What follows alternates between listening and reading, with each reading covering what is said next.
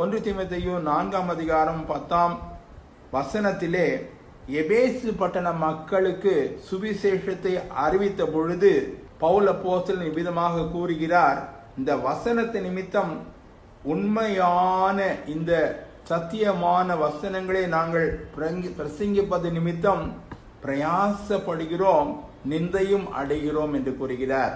பிரயாசப்பட்டு பல்விதமான கடினமான சூழ்நிலைகளின் மத்தியிலே எபேசு பட்டண மக்களுக்கு நற்செய்தியை அறிவிப்பதோடு மாத்திரமல்ல, அவர்கள் நிந்திக்கும் நிந்தைகளை கூட நாங்கள் ஏற்றுக்கொள்கிறோம் என்று அற்புதமாக கூறுகிறார்.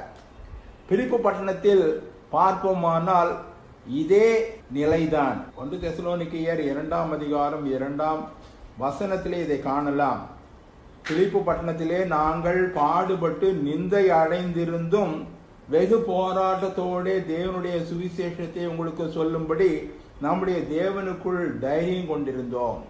பிலிப்பு பட்டணத்திலும் அதே பாடுகள். கிறிஸ்தவ வாழ்விலே, அதுவும் கிறிஸ்துவுக்கு பணியாளர்களாக நாம் இருக்கும் பொழுது நிந்தைகள் அடைகிறோம் என்பது நாம் ஆண்டவருக்காக எழுந்து பிரயாசப்படுகிறோம் என்பதற்கான அத்தாட்சியாகும்.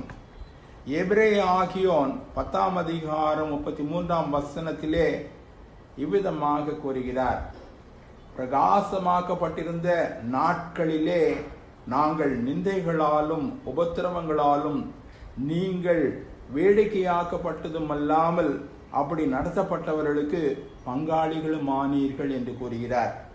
அந்த எபிரேய விசுவாசிகளுக்கு கூறும் பொழுது நீங்கள் நிந்தைகளாலும் உபத்திரவங்களாலும் வேடிக்கையாக்கப்பட்டீர்கள் என்று கூறுகிறார்.